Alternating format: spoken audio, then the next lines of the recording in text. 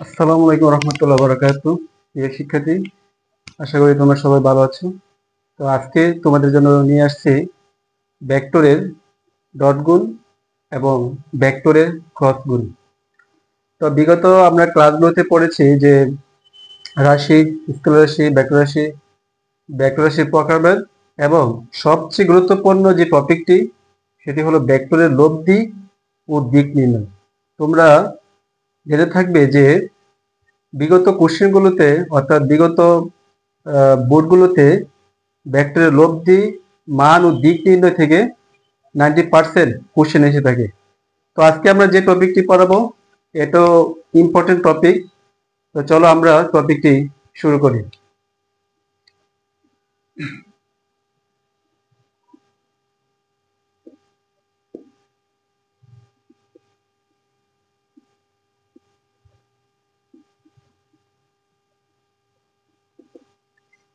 আজকে টপিকটা হলো ভেক্টরের ডট গুণফল। ভেক্টরের ডট গুণফল কি? যদি দুটি ভেক্টর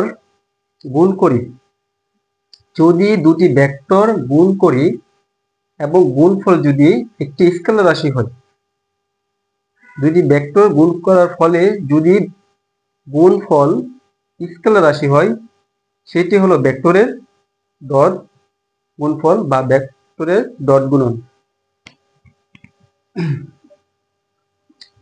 দুটি ভেক্টরের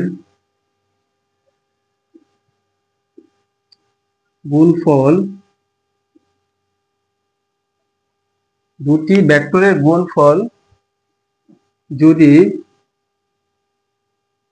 একটি স্কেলার রাশি হয়,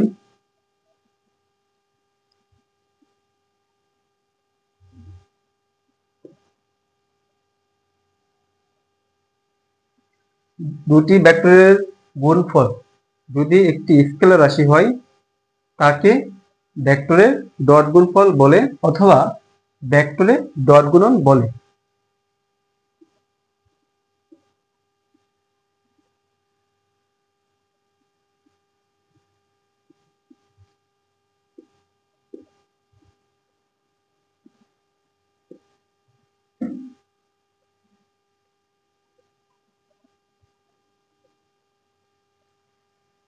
দুটি ভেক্টরের গুণফল যদি একটি স্কেলার রাশি হয়,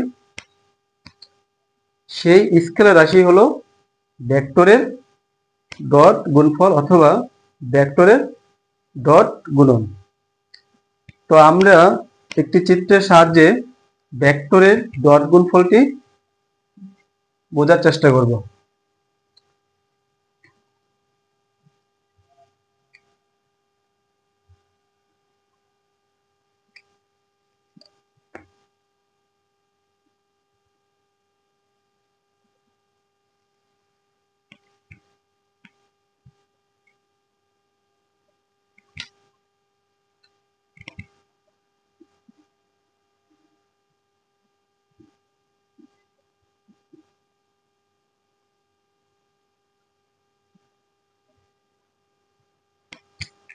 মনে করো একটি ভেক্টর এবং বি অপর একটি ভেক্টর, ঠিক আছে?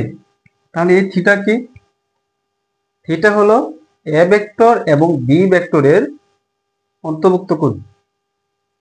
এ যদি একটি ভেক্টর হয় এবং বি যদি অপর একটি ভেক্টর হয়, তাহলে থিটা হবে এ ভেক্টর ও বি ভেক্টরের মধ্যবর্তী কোণ।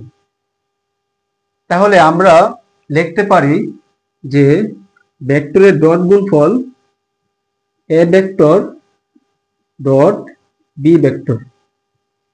ডট গুণন মানে কি? A vector dot B vector, A vector modulus B vector modulus cos theta. তাহলে দুটি ভেক্টরের ডট গুণফল হবে এ ভেক্টর মডুলাস এ ভেক্টরের মান into B vector modulus B ভেক্টরের মান কস থিটা। যখন আমরা ডট গুণফল ব্যবহার করব অর্থাৎ স্কেলার রাশি পাবো, তখন আমরা কস থিটা ব্যবহার করব। তাহলে এই থিটা হলো এ ভেক্টর বি ভেক্টরের মধ্যবর্তী কোণ। অর্থাৎ cos থিটা। তাহলে দুটি ভেক্টরের ডট গুণফলের সূত্র হবে a vector dot b vector, a vector modulus b vector modulus cos থিটা। তাহলে এটা হলো আমার ভেক্টরের ডট গুণফলের সূত্র। এই ডট গুণফলের ব্যবহার আমরা জানব।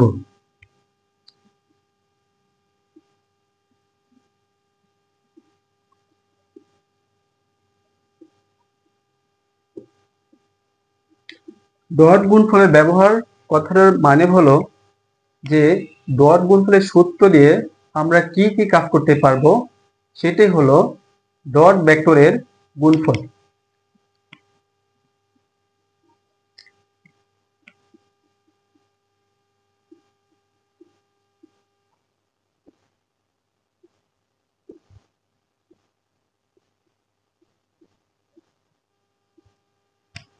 ডট গুণফলের একটি ব্যবহার হলো দিক নির্ণয় করা যায়।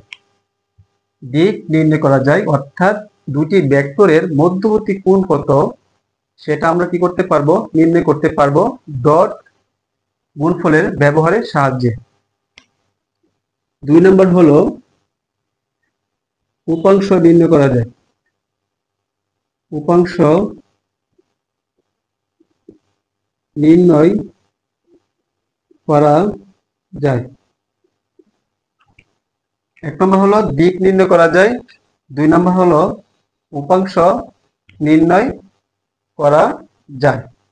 ঠিক আছে।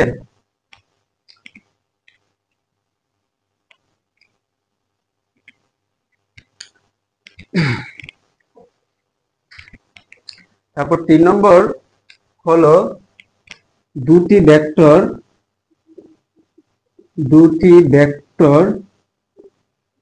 লম্ব কিনা। দুটি ভেক্টর লম্ব কিনা তা নির্ণয় করা যায়।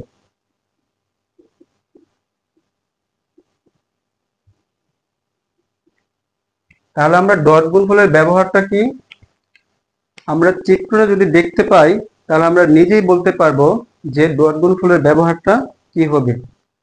তো ডট গুণফলের সূত্র থেকে আমি বলছিলাম যে দুটি ভেক্টরের ডট গুণফল হবে a vector modulus b vector modulus cos theta. ঠিক আছে। তাহলে এখানে দেখো থিটা মানে কি, থিটা মানে কোণ অথবা দিক নির্দেশ করে। তাহলে a ভেক্টর এবং b ভেক্টরের অন্তর্ভুক্ত কোণ কত, থিটা। তাহলে আমরা বলতে পারি যে ডট গুণফলের ব্যবহার দিক নির্ণয় করা যায়। তারপরে উপাংশ নির্ণয় করা যায়। তাহলে উপাংশ জিনিসটা কি দেখো, এটা হলো আমার বি ভেক্টর আর এটা হলো কি এ ভেক্টর। তাহলে এ ভেক্টর বরাবর বি ভেক্টর উপাংশ হবে এটা, অর্থাৎ উপাংশ হবে এ ভেক্টর বরাবর বি ভেক্টর উপাংশ হবে কি বি cos থিটা। এটা আমরা বিস্তারিত পরে বলবো।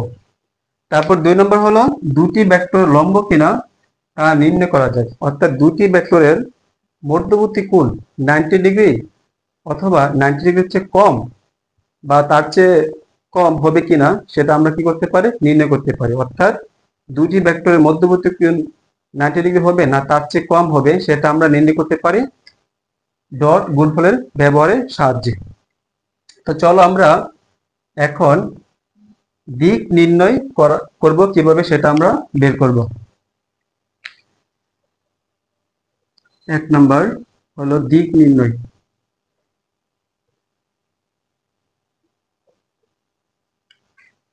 তাহলে ডট গুণফলের সংজ্ঞা অনুসারে আমরা কি লিখছিলাম,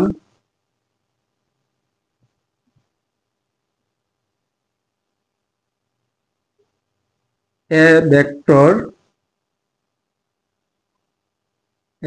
modulus B vector modulus cos থিটা। ভেক্টরের ডট গুণফল থেকে আমরা জানতে পারি A vector dot B vector সমান A vector modulus B vector modulus into cos থিটা। তাহলে যখন আমরা দিক নির্ণয় করব তখন আমরা সংজ্ঞা হিসেবে লিখতে পারি এটা। ঠিক আছে। এখন আমাদের কাজ হলো কি দিক নির্ণয় করব। তাহলে আমরা যদি সাইড চেঞ্জ করি তাহলে এভাবে লিখতে পারি